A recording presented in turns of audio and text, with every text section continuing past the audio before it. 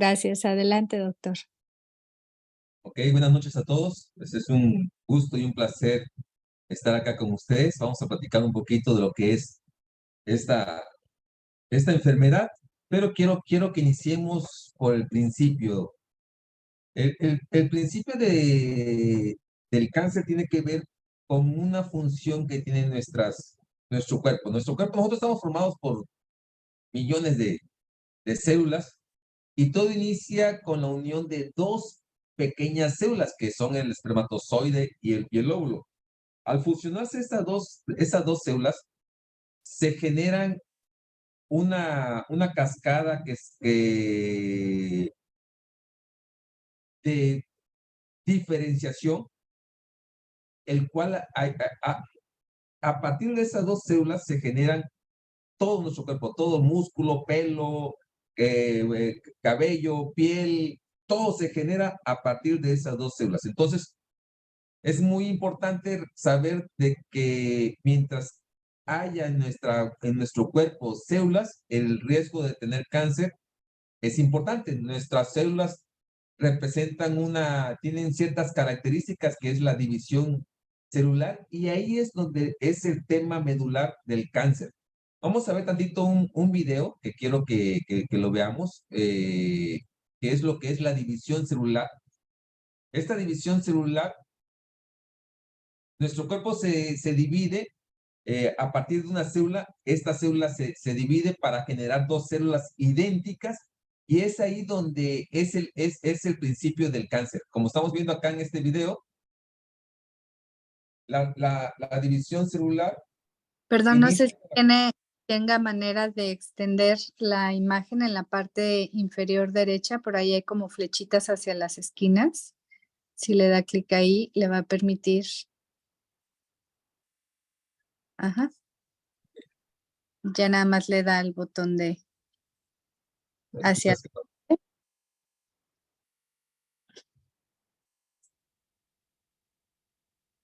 Quería ir un poquito más adelante de esto, pero ahí está. Ahí vemos cómo los cromosomas se separan en esa división celular para formar dos células idénticas. ¿Por qué es importante esto? Porque aquí está la base del cáncer, ¿sí? Vamos a ver este tema, este video. Ahí ya se formaron dos nuevas células, se vuelve a formar el núcleo y si hay alguna alteración, lo vamos a ver desde esta perspectiva. Me voy a salir porque quiero ir yo controlando había hecho el video como tal, pero sí se me complica a veces manejar. Entonces, este punto celular, nuestra información genética se encuentra en el cromosoma, se encuentra en los genes, ¿sí? Esto hace que nuestro cuerpo tenga sepa cuándo morir una célula, cuándo crecer. Es muy importante saber que el cáncer tiene que ver con el tema de un daño al DNA de nuestras células. Entonces, pero nosotros tenemos mecanismos para cuidarnos, eliminando o desintoxicando agentes externos que pueden causar daños al DNA. Eso lo hace un órgano muy importante, que es el hígado, ¿sí? También lo hace nuestro intestino por medio de nuestra microbiota intestinal. Nosotros en el intestino tenemos ciertas bacterias que ayudan a metabolizar ciertas sustancias que pueden ser cancerígenas y eso también nos contribuye a que nosotros podamos reparar nuestro ADN y que no se transmita esa lesión del ADN a las células hijas para asegurar que esas células sean eficientes, ¿sí? Entonces, la definición de cáncer como tal es una enfermedad por la cual algunas células del cuerpo se multiplican. Es que yo te dije, pero no le digas a mi hermana. ¿Ahí ven bien la imagen? Perdón. Sí, sí se ve bien. Ok, Y Araceli, perfecto. si te puedas poner en silencio, por favor, gracias. Ok, entonces, la definición de cáncer dice que es una enfermedad por la cual algunas células del cuerpo se multiplican sin control y se diseminan a otras partes del cuerpo. tienen la capacidad de infiltrarse y de destruir el tejido corporal normal. Esa es la definición de cáncer, ¿sí? Entonces, ¿qué estamos viendo acá? Estamos viendo que esa célula, que era una célula normal, tuvo un daño a nivel del ADN y eso generó esa lesión. Entonces, existen dos tipos de categoría, vamos a llamar, hay muchos tipos de cáncer, pero hay dos tipos de categorías principales. Los cánceres hematológicos, que son los cánceres en la sangre, como son la leucemia, como son el linfoma, como son el mieloma múltiple, y los cánceres de tumor sólidos, que son todos los demás tipos de cáncer, como en cualquier órgano, el cáncer de seno, el cáncer de riñón, el cáncer de páncreas, el de próstata, el de colon. Entonces, son las dos divisiones.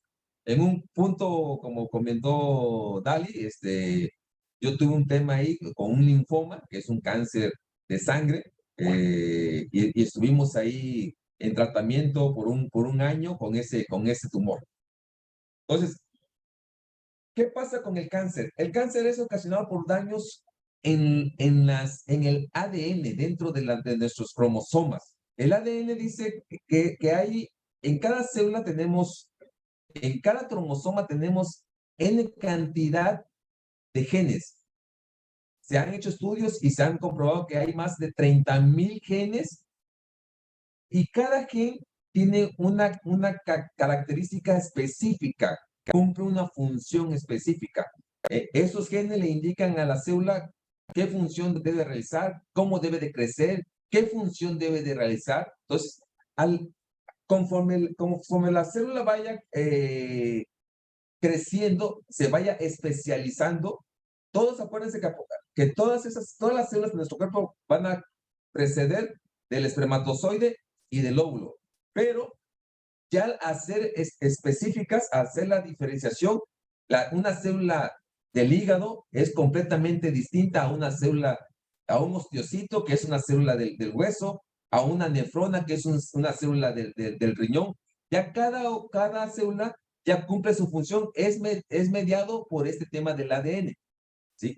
Entonces, ¿qué función tiene el cáncer? El cáncer necesita ver una mutación genética en una célula sana, ¿sí? Esa mutación genética va a condicionar que haya un crecimiento acelerado, ¿sí? Que no se detenga el crecimiento de la célula. Entonces, para eso se tienen que activar ciertos genes. Hay una mutación en un gen supresor de tumores, ¿sí? Puede también haber que hay genes que se encargan de reparar el ADN, entonces hay genes que se alteran, que son genes de reparación del ADN, que buscan errores, los cuales ya no cumplen su función. Esto es importante saberlo, ¿por qué? Porque vuelvo a repetir, el cáncer tiene que ver con una mutación genética. Las mutaciones genéticas pueden ser por dos razones específicas. Por nacimiento, que son un porcentaje afortunadamente menores de cáncer, pero muchas de las mutaciones genéticas ocurren después del nacimiento. Esas mutaciones genéticas no son hereditarias, pero existen factores que predisponen a esa mutación. ¿Cuáles son esos factores? Por ejemplo, el fumar, las radiaciones, algunos virus.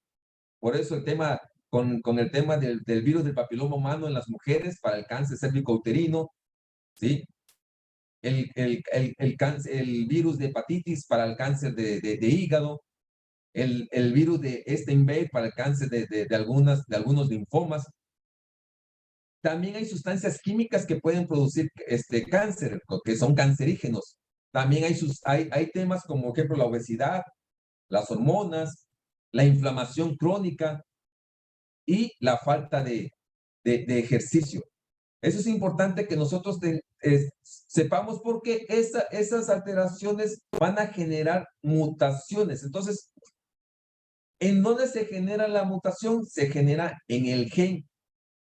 ¿Qué es el gen? Se considera la unidad básica de herencia, ¿sí? Como dice acá la diapositiva, hay más de 20,000 genes. Estos genes, ¿qué van a producir? Van a producir proteínas, y las proteínas van a producir una función específica en nuestro cuerpo.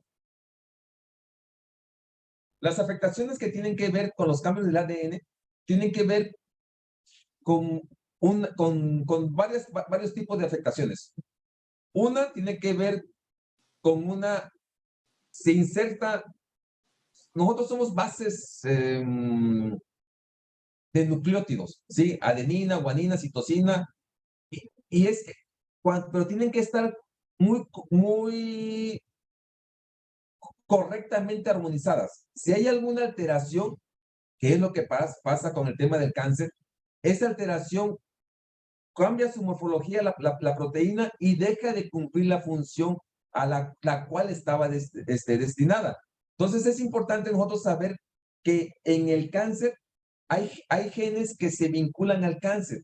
Estos genes tienen que ver se llaman proto-oncogen, se llaman gen supresor tumoral, gen de reparación del ADN. Estos genes dejan de funcionar en una célula normal.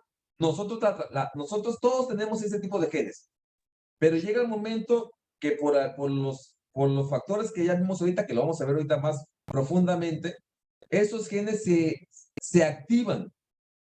Y vamos a ver, por ejemplo, el gen supresor de tumores. Este gen supresor de tumores normalmente limitan el crecimiento celular. Es el que nos regula cuándo se debe dividir la célula, cuándo se debe reparar el ADN que es incompatible, cuándo debe de fallecer o debe de morir una célula, se llama apoptosis celular, ¿sí? Pero cuando un gen de estos se activa, un gen supresor de tumor muta, estas células ya no tienen quien las controle y entonces empiezan a crecer descontroladamente. Ya hay estudios que hablan de de algunos genes ya supresores que ya se tienen identificados como el BRCA1, BRCA2, el P53, el TP53, que estos están asociados a cáncer de mama, a cáncer de páncreas, a cáncer de próstata, ¿sí? Entonces, sí es importante saber de que estos genes, todos lo tenemos, pero en un momento este gen supresor muta y ya no cumple la función que es la de regulación. Es muy importante entonces ver que estos genes supresores de tumores, todos los tenemos. Vienen los prooncogenes o oncogenes. ¿Qué significa esto? Estos prooncogenes son la parte buena de estos genes, porque participan en la formación y multiplicación normal de las células. Pero cuando mutan, estos genes se vuelven oncogenes. Dos tipos de estos oncogenes son el HER2 y los genes de la familia RAS, que estos están involucrados en ¿dónde? En el crecimiento celular, en la muerte celular. O sea, al activarse esos genes, las células ya no tienen la capacidad de fallecer, ya no tienen, y crecen indefinidamente, tienen una reproducción acelerada. Esto por la activación de estos genes. El otro gen que se ve involucrado en la patología del cáncer tiene que ver con los genes de regeneración del ADN. Estos genes reparan, tienen que ser los primeros que se dañan, y eso normalmente tienen que ver con la mitocondria. Nosotros tenemos dos partes donde se forman donde tenemos información genética. Uno es el núcleo de la célula, en los cromosomas, pero también las mitocondrias tienen su propia información genética, y estas son las que generan la reparación del ADN. Por eso es importante saber que una de las alteraciones tiene que ver con la disfunción mitocondrial. De ahí proviene muchas veces el tema del cáncer.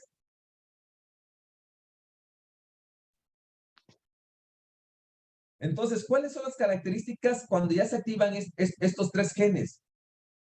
Las características del cáncer son que hay señalización proliferativa sostenida, o sea, empiezan a proliferar. Hay una resistencia a la muerte celular. Hay una activación de la invasión y de la metástasis. hay un crecimiento que se llama angiogénesis. ¿Qué significa eso? Que el tumor, las células tienen la característica de formar nuevos vasos para que se nutra. Es algo desafortunadamente fantástico. Digo desafortunadamente fantástico porque la propia célula tiene esa característica de formar vasos, ¿sí? Para que se nutre y que le lleguen más nutrientes a esa célula cancerígena. Eluden los supresores de crecimiento, permiten la inmortalidad replicativa, evitan la destrucción inmune, desregulan la energía celular. Esto es muy importante también, porque lo vamos a ver un poquito más adelante. Nosotros, las células se alimentan con tres tipos de energía: carbohidratos, proteínas y lípidos. En el cáncer, tiene una predisposición por los carbohidratos, no tanto con las proteínas y con las grasas. Entonces, pero la energía de nuestras células se tiene que transformar en la mitocondria y en el citoplasma. En la mitocondria es la parte más funcional y más eficiente para producir energía, pero el cáncer es tan astuto, la célula, que lo que hace es que hace más eficiente la obtención de energía en el citoplasma. Por eso que el cáncer se alimenta más de carbohidratos, y ahorita vamos a ver más adelante. Otra característica tiene, que es una característica habilitadora, que es la inestabilidad genómica. Se genera más mutación, genera también un proceso inflamatorio. O sea, el cáncer tiene que ver con la inflamación. Entonces, partiendo de esto, tenemos ciertas diferencias entre una célula cancerígena y una célula normal. Las células cancerígenas se originan sin recibir señales que deben de formarse. Las células normales solo se forman cuando reciben señales. ¿Qué señales reciben las células normales? Desafortunadamente para nosotros, la insulina es una hormona que lo que ayuda es a meter energía, a meter la glucosa a nuestro cuerpo. Entonces, si nosotros tenemos un índice de insulina alto, vamos a generar que hayan factores de crecimiento similar a la insulina, los cuales van a generar crecimiento celular.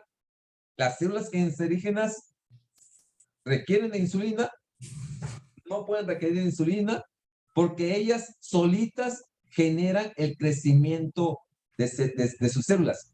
Las células cancerígenas no hacen caso a las señales que indican a las células que dejen de multiplicarse o que deben de destruirse, lo que es la apoptosis celular. O sea, a las células cancerígenas, eso no, ellas no tienen determinado cuándo van a fallecer. Ellas siguen viviendo porque esta actividad está neutralizada.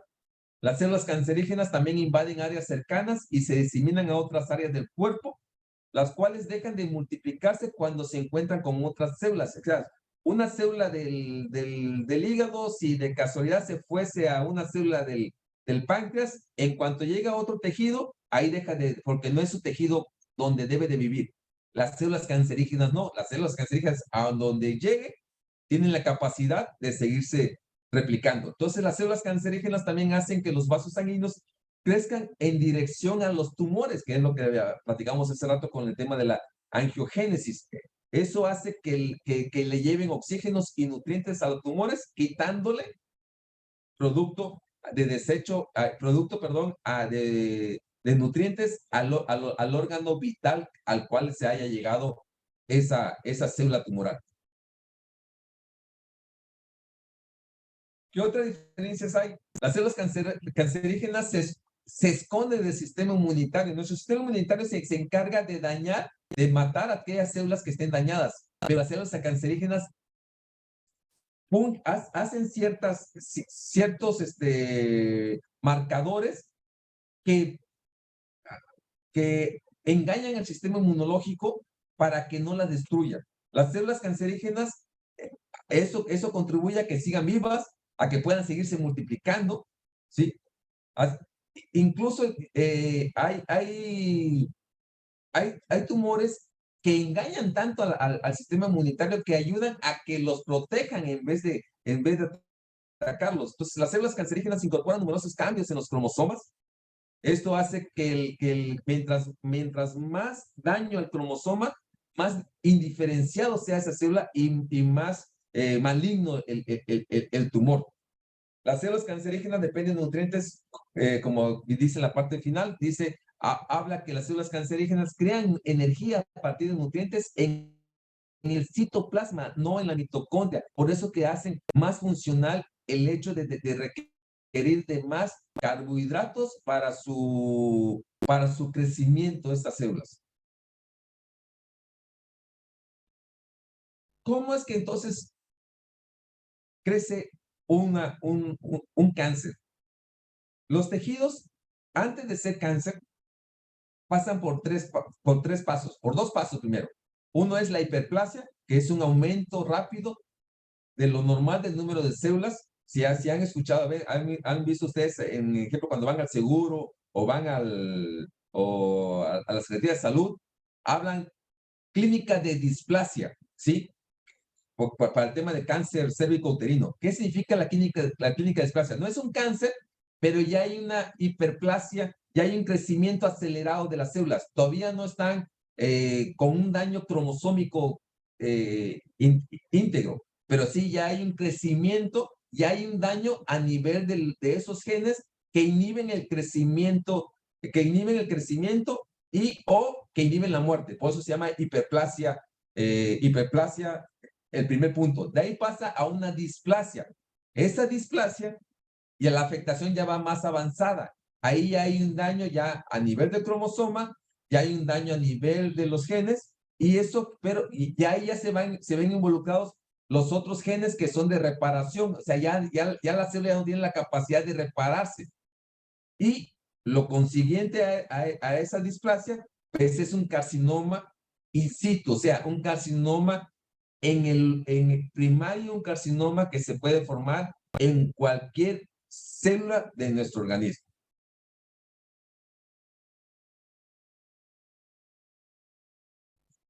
Entonces, ya viendo esto, que dónde es el daño del cromosoma, vamos a ver cuáles son las causas del cáncer. Entonces, el cáncer se produce cuando una célula normal se transforma en células tumorales a través de varias etapas, como ya vimos, precancerosas, como es la hiperplasia, la displasia y el cáncer. Para esto tiene que haber unas alteraciones, pueden haber factores genéticos y factores de riesgos modificables. ¿Cuáles son esos factores de riesgo modificables que pueden inducir a cáncer? Por ejemplo, el alcohol. ¿Sí? El alcohol está cada vez más demostrado que todas las bebidas alcohólicas causan diversos cánceres, como en específico 6 tipos de cáncer. El cáncer de colon, de mama, de boca, de faringe, de laringe, esofágico, de hígado y de estómago. Entonces, el ingerir bebidas alcohólicas, sea moderada, puede generar el riesgo de cáncer. ¿Qué otro factor de riesgo que son modificables? El sobrepeso y la obesidad. El sobrepeso y la obesidad tienen que ver con el factor de crecimiento similar a la insulina, ¿sí? ¿Qué pasa cuando nosotros tenemos sobrepeso y tenemos obesidad? Hay más secreción de insulina, entonces el cuerpo piensa de que está en una etapa de reproducción, entonces genera más células. Por eso la importancia de cuidar el tema del peso y la obesidad. La actividad física. La actividad física también es mientras menos activo sea el paciente, más riesgos de tener cáncer. ¿Sí?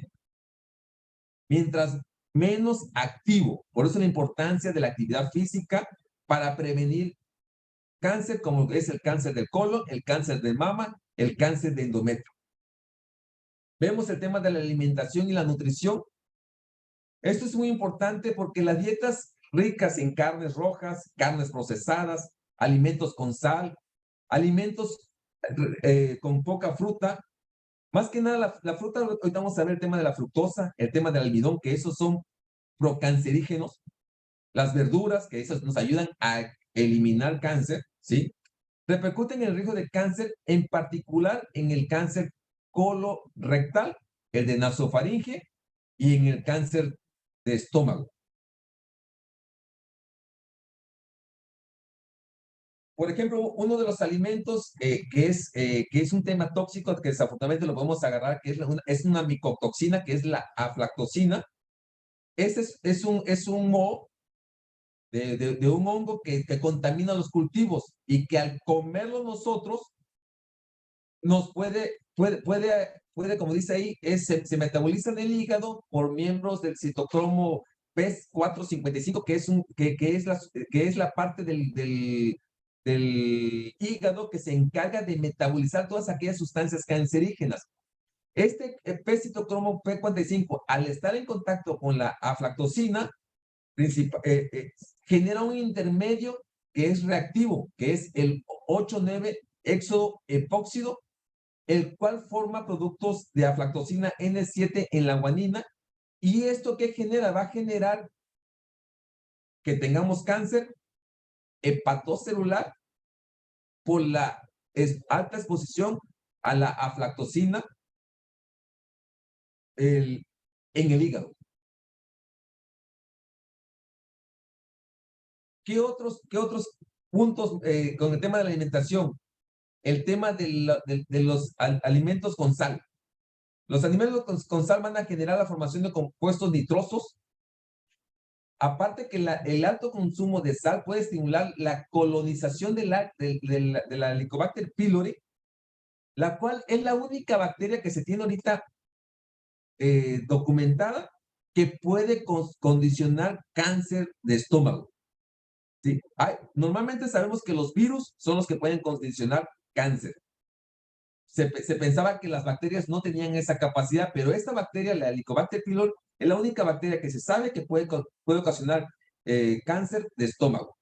Entonces, es muy importante la ingesta de sal porque va a favorecer la colonización del H. pylori en el estómago.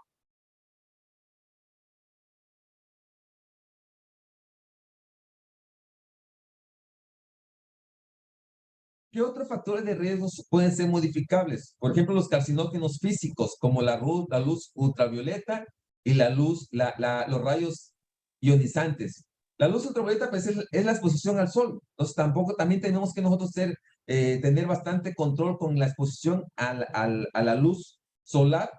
Es muy importante también estar muy conscientes de la radiación ionizante, que eso, ¿dónde lo podemos obtener?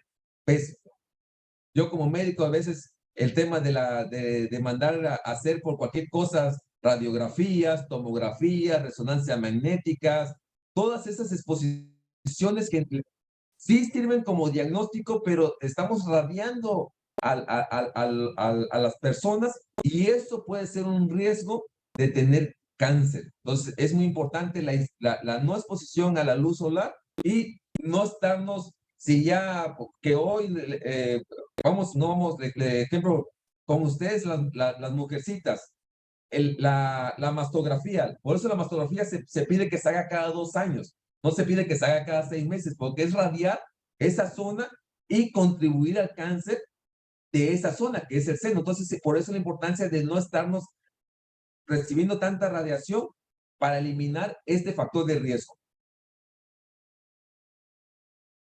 ¿Qué otros factores de riesgo son modificables? Los carcinógenos químicos, por ejemplo, el tabaco, ya hablamos del alcohol, ¿sí? El tabaco tiene al menos 80 sustancias que pueden causar cáncer.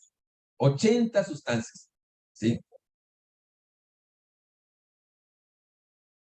Desafortunadamente hay también en los trabajos, que yo soy médico, yo tengo una maestría que se llama salud ocupacional y trabajo para empresas. Y hay empresas, por ejemplo, la industria del constructora, los que hacen caminos y que utilizan el chapopote. El chapopote tiene, utilizan ellos sustancias cancerígenas, ¿sí? Que el trabajador, por llegar a ganarse el pan nuestro de cada día, se expone a esas sustancias y posteriormente van a generar un cáncer. Por ejemplo, el caso del amianto es un cáncer que está enfocado a un cáncer pulmonar. Ya vamos de las aflatoxinas, que es un tema de un producto tóxico por un hongo. Tenemos también carcinógenos biológicos, que era lo que habíamos platicado hace ratito, que son las infecciones. Por ejemplo, vuelvo a repetir, el virus de Epstein-Barr, el virus de hepatitis B y hepatitis C para el cáncer de hígado, el virus de papiloma humano para el cáncer cérvico-uterino, pero también está el Helicobacter pylori para el cáncer de estómago. Y hay factores de riesgo que no son modificables, que eso ya no nos podemos salir de, como la edad. A mayor edad, mayor riesgos de tener cáncer. ¿Por qué? Porque en nuestro cuerpo la regeneración celular ya no se va dando con la calidad que se requiere al inicio de nuestra vida. Entonces, la edad es un factor de riesgo no modificables. Y entonces, por eso que en adultos es más frecuente el tema de cáncer. La genética también.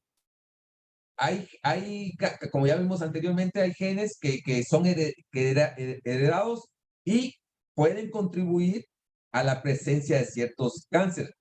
El sistema inmunitario. Las personas con un sistema inmunitario debilitado, por ejemplo, los pacientes con VIH, ellos tienen una predisposición de tener un tipo de cáncer que se llama sarcoma de Kaposi, que ese es por la deficiencia del sistema inmune y favorece ese desarrollo de ese tipo de cáncer. Entonces, aquellos pacientes que también abusan del uso de algunas drogas como la dexametasona o por temas de que por trasplantes de órganos tienen que utilizar sustancias que disminuyen el sistema inmunitario, pues se predisponen a tener cáncer, que son temas no modificables.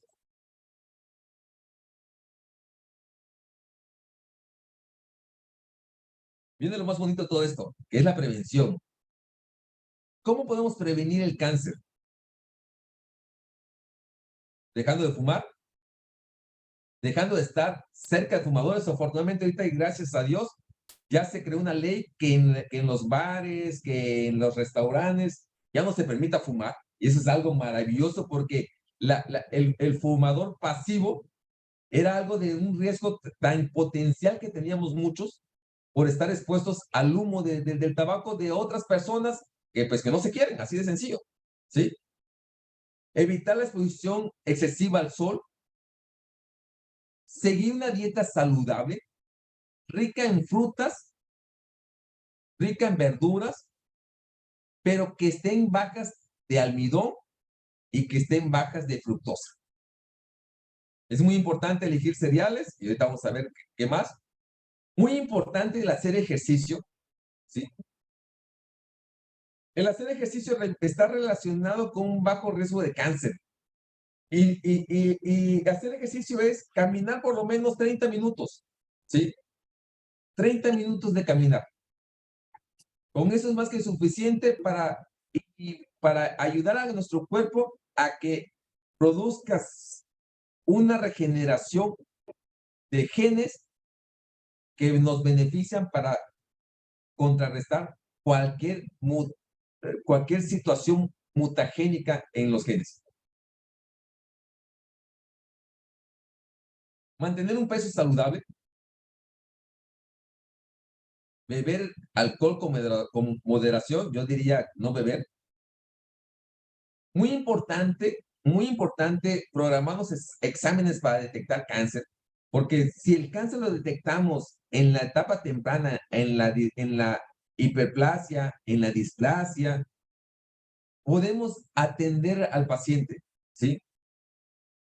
Las vacunas, por eso es importante vacunarnos contra la hepatitis B, ¿sí? Por eso es importante la vacuna del papiloma humano en las niñas.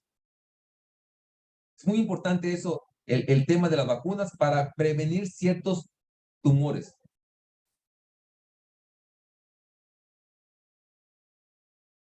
Es muy importante también la exposición ocupacional, que es lo que estamos platicando. Hay temas, por ejemplo, en el servicio hospitalario, los médicos y las enfermeras y todos aquellos pacientes, aquellos trabajadores que están metidos en el área de radioterapia, ellos les miden, tienen un medidor de, de radiación.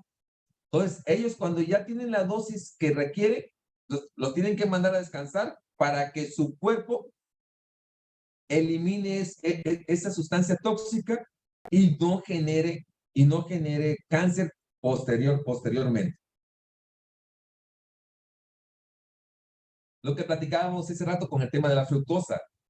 La fructosa se metaboliza principalmente en el hígado. De hecho, la fructosa, a veces dice uno con el tema del hígado graso, y es muy común que a veces como doctores digamos, oiga, pues fíjese que tengo hígado graso, pero yo no como grasa, pero sí comen alimentos con alto índice de fructosa, ¿sí? Entonces, esta fructosa al metabolizarse en el hígado va a desarrollar la enfermedad de hígado graso, ¿sí? Y ese hígado graso es un entorno propicio para producir cáncer de hígado, ¿sí? Esta fructosa también contribuye a la resistencia de la insulina. La fructosa también ocasiona productos de inflamación y produce la producción de especies reactivas de oxígeno, ¿sí? Que son las ROX, que esas van a dañar el ADN de las células.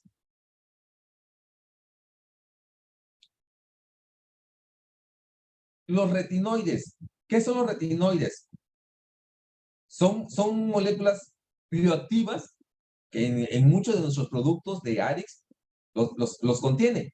Estos tienen un efecto antiproliferativo a nivel celular a través de la señalización y detención del crecimiento, la promoción y diferenciación e inducción de la apoptosis. O sea, si ya hay cáncer y nosotros le damos al paciente retinoides, vamos a ayudar a que esos genes se vuelvan a activar que ocasionen muerte celular, ¿sí?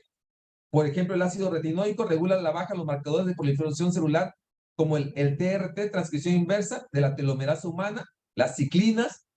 Es muy importante, entonces, a nosotros darle retinoides al paciente, vamos a ayudar a que se detenga el crecimiento tumoral, a detener la angiogénesis, que era lo que platicamos hace rato, que era cómo el tumor busca que se llene de sangre, formas nuevas venas, nuevas arterias. Con los retinoides lo que vamos a ayudar es a que esa angiogénesis se vea limitada, a que la metástasis, que no tenga la capacidad de esa célula de irse a otro lugar, ¿sí?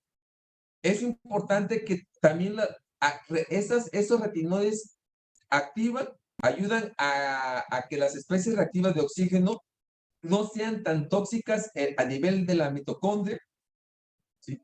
Entonces, es muy importante que nosotros a aquel paciente, para prevenir, o aquel paciente que tenga cáncer, le demos retinoides.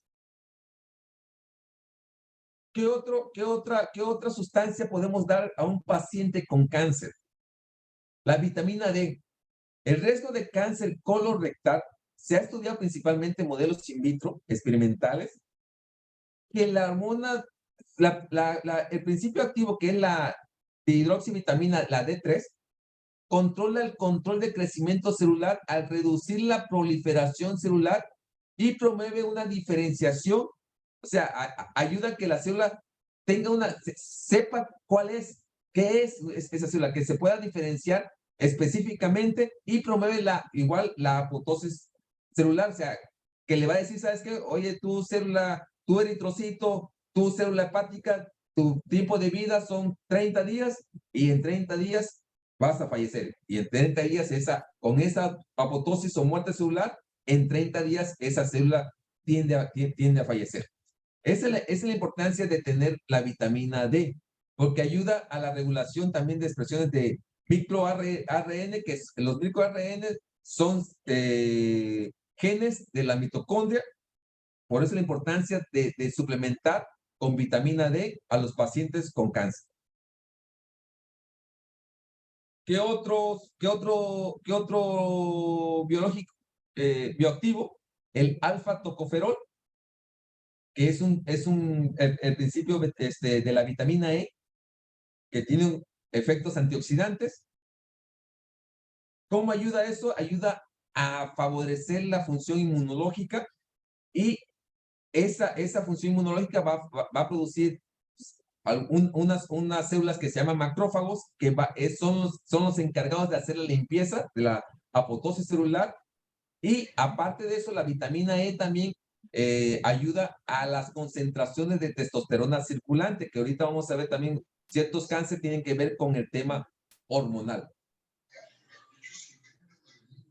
El selenio. ¿Qué función tiene el selenio en nuestro cuerpo? Induce apoptosis, o sea, induce muerte celular, inhibe la proliferación celular, ¿sí? Entonces, ¿qué vamos a dar a los pacientes? También tenemos que suplementarlo con selenio, porque ayuda a producir una enzima que se llama glutatión peroxidasa, que es una de las enzimas con mayor capacidad de degradar los antioxidantes.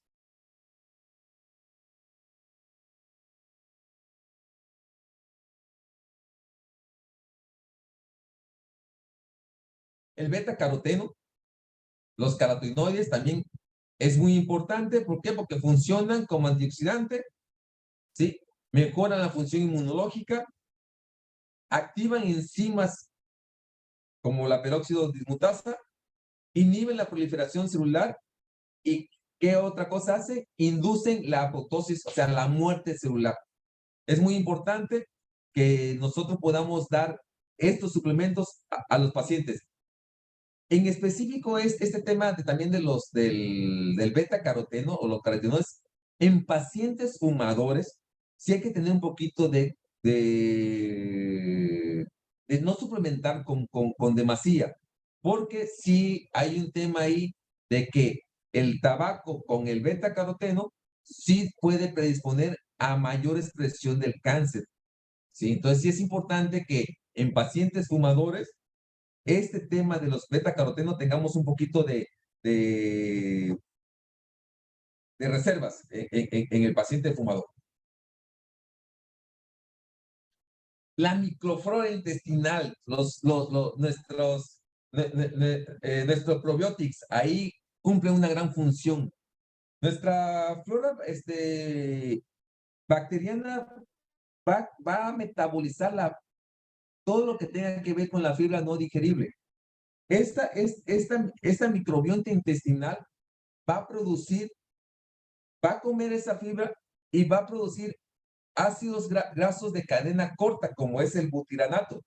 Este butiranato tiene efectos antiproliferativos del cáncer de colon. Por eso que en pacientes que tienen temas de colitis o antecedentes de familia con cáncer de colon, una terapia importante es Giving Greens con probióticos, porque con eso vamos a ayudar a que el cuerpo,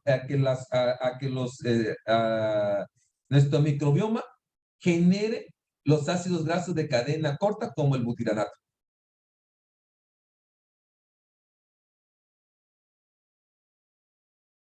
Aquí hablamos de los cereales, que es muy importante. Para proteger el colon, el cáncer colon rectal, al unirse los cancerígenos, regular la respuesta glucémica. ¿Qué tiene que ver la respuesta glucémica con nosotros? Desafortunadamente, desafortunadamente, hay muchos alimentos que pensamos nosotros que son buenos, pero que nos generan un alto índice glicémico. ¿Qué es eso? Que va a ayudar, que va a contribuir a que nuestro cuerpo tenga que excretar más insulina, y la insulina, la función primordial de la insulina es meter todos esos carbohidratos a las células, a la que sea, ¿sí? Primero hígado, segundo, músculo, y tercero, tejido adiposo. Pero a una célula cancerígena, eso le favorece. Por eso la importancia de que los pacientes con cáncer controlen mucho el tema de alimentos con baja fructosa y con bajo almidón, o sea, nulo almidón. Es muy importante eso en pacientes con cáncer. El calcio también tiene una función muy importante porque une a los ácidos biliares, ¿sí? Y eso ayuda a que las células cancerígenas haya una diferenciación celular y genera ciertos marcadores para que nuestro sistema inmunológico detecte que esta célula es cancerígena y pueda haber una apoptosis celular.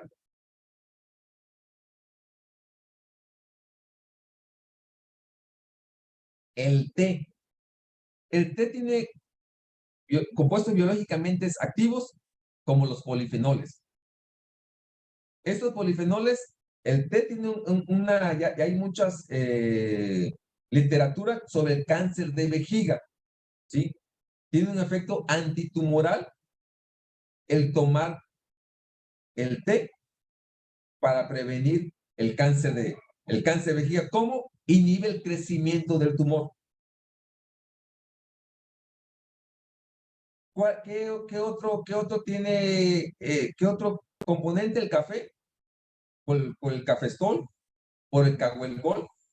Esos ayudan a la apoptosis celular, o sea, la muerte. Tiene efectos antioxidantes, antiinflamatorios. Es lo que ayuda para qué tipo de cáncer, para cáncer de boca, faringe, laringe. Es lo que nos ayuda a tomar café. El consumo de café también nos ayuda para qué otro tipo de cáncer. Tiene que ver también con el tema de los estrógenos, las hormonas sexuales, ya que el café puede disminuir la exposición a los niveles de estradiol biodisponible. Hay un gran estudio transversal de más de 1,200 mujeres, la cual se les premenopáusica, el cual se les dio a consumir café, se asoció con niveles más bajos de estradiol total y libre en su fase lútea. Con eso ayudó a disminuir el cáncer de mama, ¿sí? Y en cáncer de endometrio.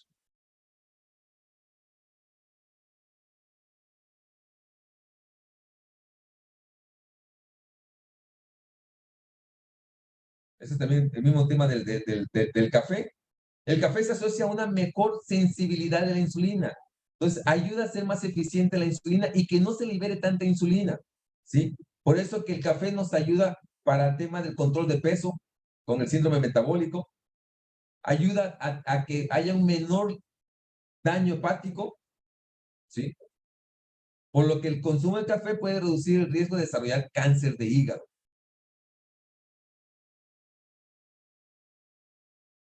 Bueno, eso es lo que le platicaba hace rato, que el beta-caroteno aumenta el riesgo de cáncer de pulmón en personas que fuman. Eso ya hay 2 o 3 ensayos de esta intervención. Entonces, por eso hay la importancia de que aquellos fumadores, todo lo que tenga que ver con beta-carotenos, tener un poquito que lo consuma mejor de los propios vegetales y todo, no suplementar a esos pacientes con beta-caroteno. La actividad física. La actividad física, hay fuerte evidencia de que disminuye cáncer de colon, cáncer de mama, cáncer endometrial. La actividad física vigorosa disminuye el riesgo de cáncer de mama pre y posmenopáusico. Entonces, bellas damas, aquellos que tenemos bellas damas en nuestra casa, a mayor edad, mayor actividad física. Es importantísimo para ver junto con la dieta la actividad física. Tenemos que ver también la actividad física reduce la grasa corporal, tiene un efecto beneficioso sobre el riesgo de cáncer colorectal. ¿Por qué? Pues vuelvo a repetir con el tema de la insulina y la inflamación. Es muy importante recalcar de que el tema de la insulina, tenemos que corregir desde nuestros niños. Un niño obeso es un niño que va a tener el riesgo de cáncer de adulto.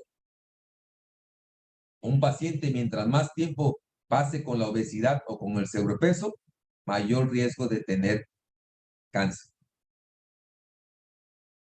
Tenemos que apoyarnos con la dieta y tenemos que apoyarnos con el ejercicio.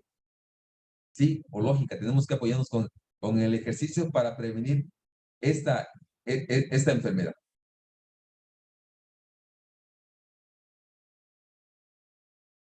Es muy importante recalcar de que hay muchas vías cómo se pueden ayudar a los pacientes que tienen esta enfermedad. ¿Sí? A mí me ha agradado mucho el tema del noni. El noni tiene una sustancia que se llama damancal. Esa sustancia que se llama damancal es un bioactivo que ayuda a detener la metástasis, que ayuda a que una célula que ya esté, esos estudios los han hecho in vitro.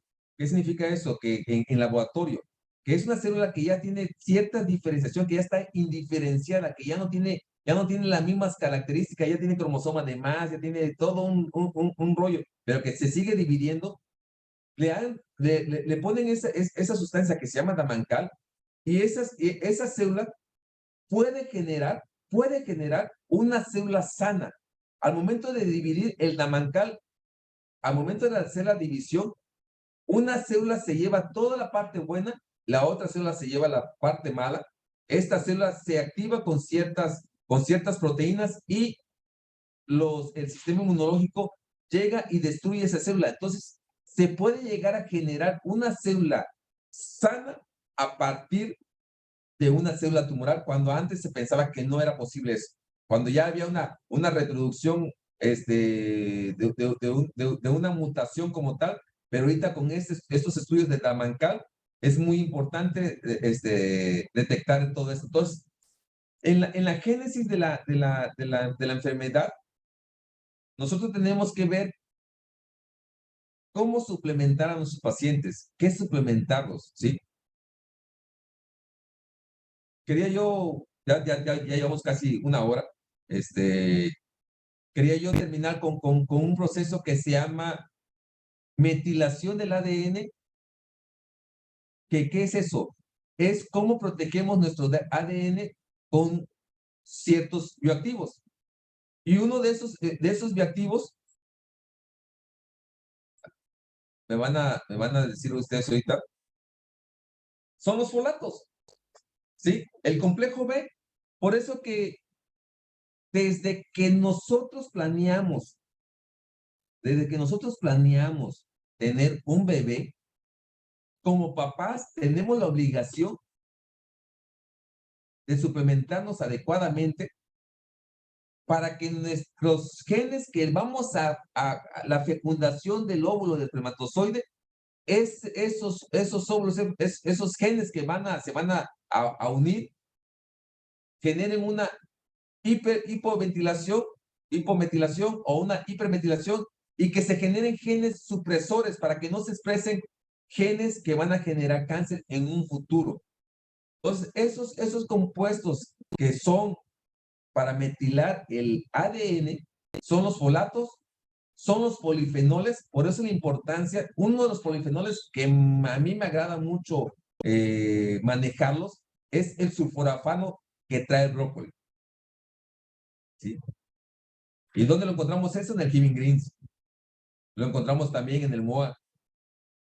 Los retinoides, los ácidos grasos de cadena corta como el butiranato. ¿Sí? Esas son sustancias que nosotros tenemos que darle a nuestros pacientes.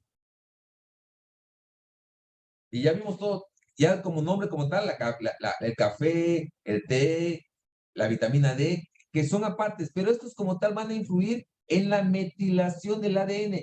La metilación tiene que ver como, hagan cuenta, como el traje protector del ADN para que no mute. Así de sencillo.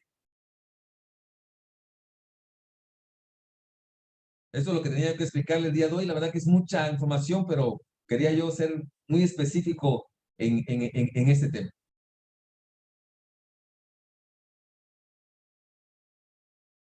No sé si tengan alguna duda, alguna pregunta.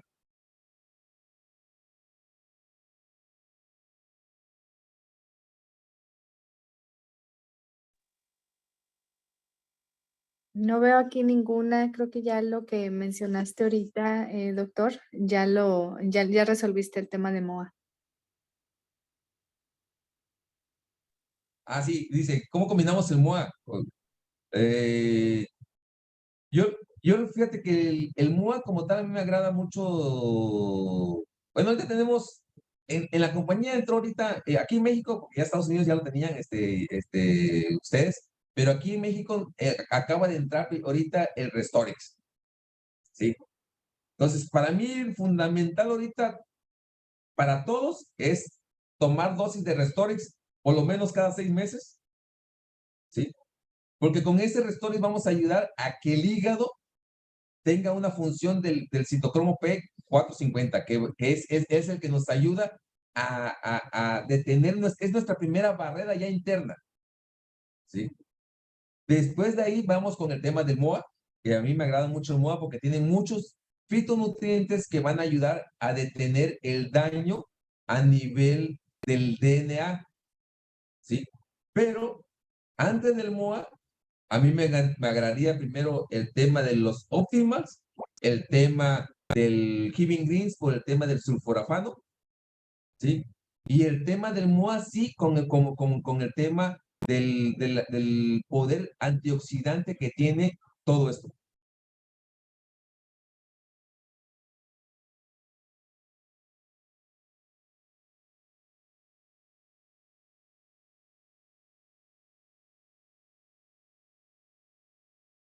Dice la pregunta, doctor, ¿cuál es el protocolo principal de dosis de cada uno en cualquier cáncer? Pues vuelvo a repetir, teníamos que ver el tema del Restorix, fundamental, el tema del Giving Greens, los probiotics, fundamental. Yo eso, a todos los que me conocen, ese no es negociable, ese tenemos que estar consumiendo nosotros siempre porque cada vez que nosotros ingerimos alguna sustancia, se mueren muchas bacterias, se mueren muchos, y hacemos que nuestro intestino sea más permeable a muchas sustancias. Entonces, el hecho de tener nuestro microbioma intestinal íntegro nos va a favorecer a que esos agentes cancerígenos no ingresen a nuestro cuerpo.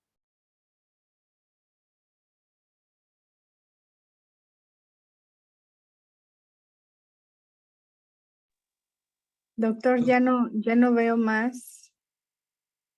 Aquí ¿Todavía nos es en dice, la mañana o en la noche? los probióticos tienen que ser en la noche, forzosamente. ¿Por qué? Porque el tránsito intestinal se ve, nosotros nos regimos por un ciclo vigía y sueño. Entonces, nosotros tenemos ciertas actividades que se generan. Entonces, el probiótico tiene que ser en la noche porque nuestro tránsito intestinal disminuye, entonces se hace más eficiente que el probiótico nosotros lo tomemos y llegue a colonizar el intestino en la parte del colon, porque es donde realmente requerimos si nosotros lo tomamos en la mañana, sí puede haber una biodisponibilidad, pero como el tránsito intestinal está activo, pues podemos eliminarlo por la popó. Entonces, es importante mejor tomarlo por la noche. Doctor, muchísimas gracias por su tiempo el día de hoy. La sesión ha sido magnífica. En realidad aprendimos muchísimo y como menciona, ¿no? El tema de la alimentación y la nutrición tiene un impacto directo en la prevención y el tratamiento de cáncer. Muchísimas gracias, doctor, y gracias a todos los que se conectaron. Que pasen muy buena noche. Hasta luego.